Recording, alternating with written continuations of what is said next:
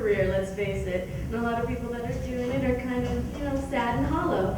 And that's basically my interpretation of it. So with this, it was kind of nice to take away that sad hollowness, which is what we normally see at these get-togethers, these parties, these cocksucking events, and show them at home when they're by themselves, when they have nobody at all watching them, and try to maybe figure out some of the psychology behind the.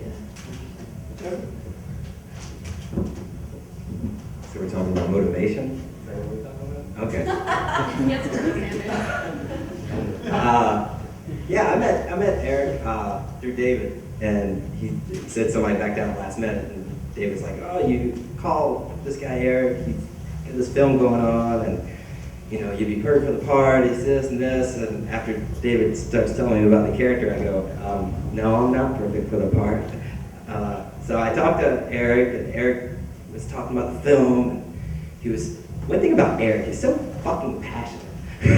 When he talks, and it's hard not to get involved with Eric whenever he starts talking, because the more he talks, the more you're like,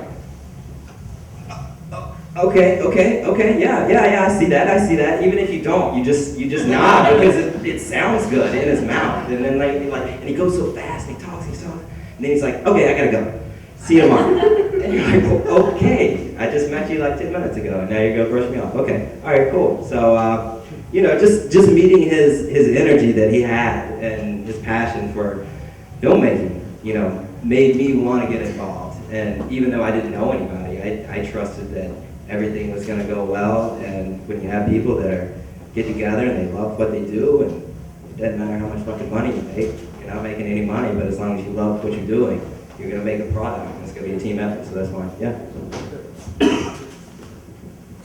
I had zero motivation whatsoever because all of the motivation was right there in front of me. Eric, one of the things that I love about Eric to this day, and that we share, is that he's just ultimately realistic. And I love character-driven films, and I saw the cast, and the fact that I had virtually known everybody except for Amber, and then when I met Amber, I was really impressed with her improv, that this was a really dynamite cast, and I'm like, how can you not want to make this film? And it's about Hollywood, and it's about the dark side that nobody wants to tap into. So all of it there was really the motivation for me, and I'm really proud of this cast and the director and everything behind it, and Sam too at the end. Well, the heroin he supplied me. Thanks, Dave. No.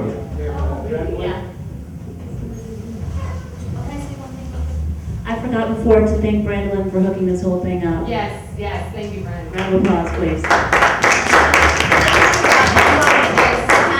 Robin's been a wonderful host, and we really appreciate the type of attention that we're getting here. We've had another screening, as I know you all know, but this is really nice. We're being treated very well. So thank you. Hi.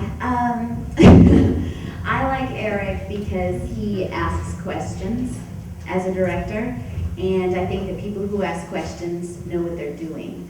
And anyone who asks, most people are scared of me and run away when they see my acting, but he sticks around, and he's sort of stuck around.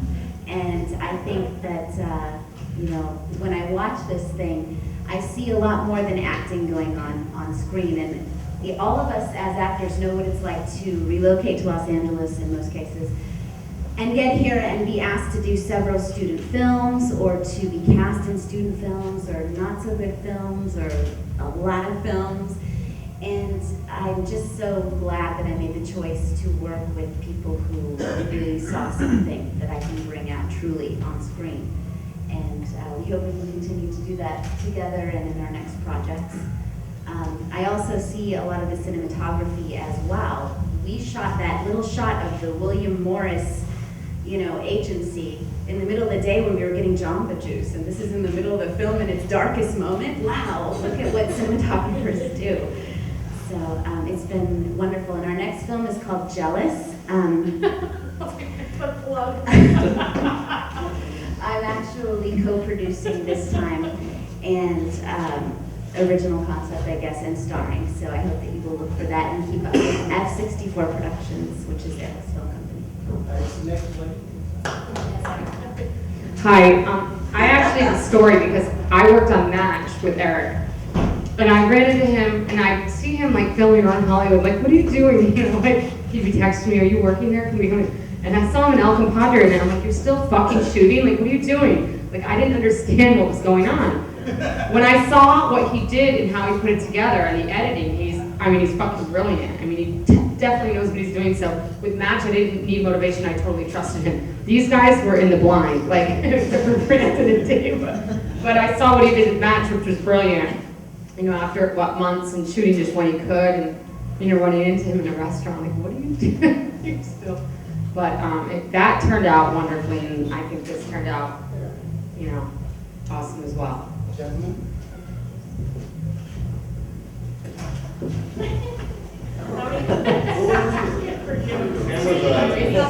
Sam helped with camera and DP and the lighting. Excellent.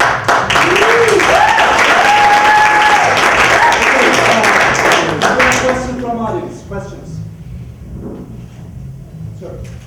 Yeah, was he the only crew, or was there more crew? Well, there's Mike, who's working still. Mike was a music supervisor, actually. Randall is Randall here? Randall's here. Randall was first AD. So as far as like when you think about Hollywood style crew, there's maybe only about 2 or 3 of us on the set. You know, except for the big party scene, that was by far the most logistic thing I've ever done. That took months of planning, and the crew was very small. I mean, when we shot a couple of our scenes, it was only Eric and I, you know, which actually is sometimes better because it helps you kind of free up where you don't have a bunch of people there, especially for the more emotional stuff. So we I know like that it. has to go there. I like it very intimate, and I don't think some of the girls that some of the stuff in this film who would a huge crew. We have a question here. Yes, please. I know it was unscripted, and a lot of it was improvised, or all of it was improvised. How much freedom did the actors have in terms of characters and whatnot? Prior, Most of it's scripted, but, well, it's not really scripted. I mean, it is, but it isn't. I think I'm the only one who didn't get to do it. Yeah, that's Okay with it. the beauty of Eric. I know he handed me 4 sentences of what he wanted the character to be, and on the night where it was all alone shooting, he was like, so I want you to be sad. Okay, what else do you want me to do? Be lonely? Anything else you want me to do? You're the actor, you're the one who's supposed to figure that out. So, as far as freedom goes, he gave us a lot of freedom, and then he took his wonderful cinematography along with Sam.